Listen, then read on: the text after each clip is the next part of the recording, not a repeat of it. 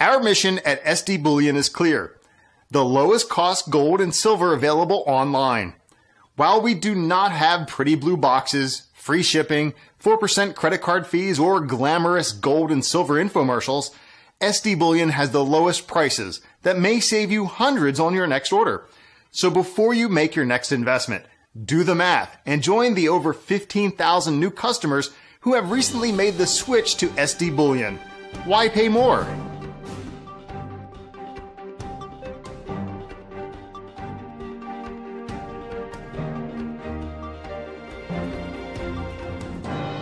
In the past, you've discussed how the Chinese yuan, the RMB, had not been included in the IMF's SDR basket of currencies.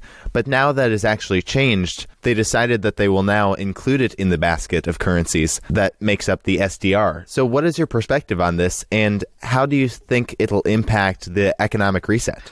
Well, to begin with, they were turned down last May or so, and that was not quite so much an act of vengeance and petty display as I once thought.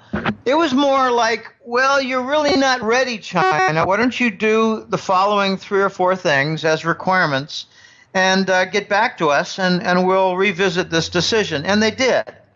And some of it had to do with international ease of exchange, and the other one had to do with accounting.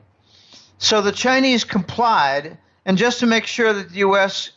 had their attention, the Chinese dumped $250 billion worth of treasury bonds. So this is all part of the big reset, and the implications are really quite significant.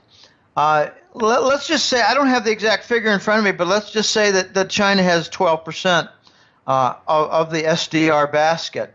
I don't know exactly what it is. I know it's in the teens, I think, but let's take the 12%. Well, that means that many banking systems across the world are going to start to dump treasuries and buy 12% of their reserves, like in South Korea, for instance. 12% they're going to make Chinese RMB bonds. So the Chinese are going to have a challenge now to make those bonds available. The Chinese have a unique distinction now, and something that the Western press hardly ever mentions. They don't have any external debt. So now they're going to have to make these bonds available on a global scale. And it's kind of ironic. They're going to have to make sure there's sufficient debt out there in order to make, to share in the foundation for the banking reserve systems. The banking reserves are all debt securities. Since when is debt wealth? I mean, come on. So this is all part of the reset. The implications are going to be more diversification out of treasuries and into RMB bonds.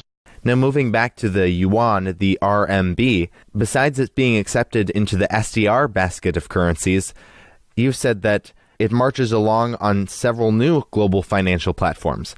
Did you want to discuss a little bit about how this will impact the economic reset? Sure. The one Asian infrastructure investment bank has gotten a lot of press. That appears to be the replacement of the IMF and World Bank. And there's been some propaganda from the Western press. The Western press loves to, poke fun at these Eastern initiatives. But I read one press release, and it was kind of funny. It said, "Oh, look at that! The AIB is going to be funded by U.S. Treasuries, so it's not going to be this anti-dollar mechanism after all." Well, yeah, it is. The AIB is going to be originally funded with treasury bonds, then they're going to all be dumped. They're all going to be converted. You're talking about a platform to dump the treasuries. Golly, how stupid, the report that came out in the Western press. Okay, so they're all contributing treasury bonds, and then those will be sold and into the form of gold trade notes and RMB currency and a lot of other things. Okay, so that's just the AIB. The Chinese also have what they call the chips, the Chinese International Payment System, CIP. I prefer to call it chips, but it's going to be a rival to SWIFT, the international very standard, long-standing payment transaction system, bank to bank. So the Chinese now have a rival, and I've heard a couple of eyewitness reports on how it is used, and it's a little quicker and a little slicker. Apparently, you set up some background things, and then you do a password, and then you do like think of it as a super credit card or a super ID card, and you swipe it through, and poof, your $1.5 million has moved. You don't need the 2 days for it to clear through the Federal Reserve, which is basically a method for the Federal Reserve and the Western banks to collect the interest and steal it for 1 day. Now, it doesn't sound like much, but if you do 100 transactions in the year, you're talking about theft of interest for 100 days. Okay, you've also got a debt rating service that's moving into place. I think it's called the Dong. No, I'm sorry. I used to have this stuff at the tip of my tongue, but I haven't written about it for a few months. They've got some debt service ratings, and they're going to be competing with Standard & Poor's, Fitch, and Moody's. It's a whole lot more than that. They've got this new development bank, and I like to tell the story. I repeat this story often, but it's kind of funny and it's worth mentioning.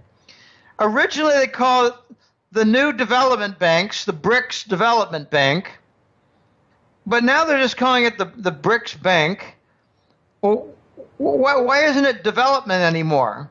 Well, it is development, but the AIIB is development. They're changing the name of the BRICS Development Bank to just the BRICS Bank because they didn't want heat and friction from originally calling it the BRICS Gold Central Bank. The BRICS Development Bank has now morphed to become the BRICS Bank, and it is going to be, I think, the location where a lot of U.S. treasuries and Euro bonds and British gilts are sent to die. They're going to be shipped off to the new development bank where they're sold off and converted to gold bullion. So I believe the original BRICS Development Bank is going to be a dumping ground of treasuries and other sovereign bonds to buy gold. Okay. The RMB marches along on several new global financial platforms. To begin with, way back in 2006, there was the yuan swap facility between Brazil and China. It was a prototype. You had 3 or 4 or 5 of the biggest Brazilian banks, and you had 3 giant Chinese banks, and they settled all their trade, bilateral trade, they settled it all with Chinese yuan and real, no dollars. Now you have 32 countries that have yuan swap facilities, and if you think that's really just minor countries, you're dead wrong. It's Canada, Australia, Britain, Germany, France, Switzerland, and of course, a lot of the emerging market nations and Asian nations. So as you get more and more countries of the world participating in the RMB-related platforms, you're going to see less and less in the way of U.S. dollar trade settlement. And I think that one of the biggest things that's going to happen in 2016 is the rapid rise of trade settlement in the form of RMB, Chinese currency.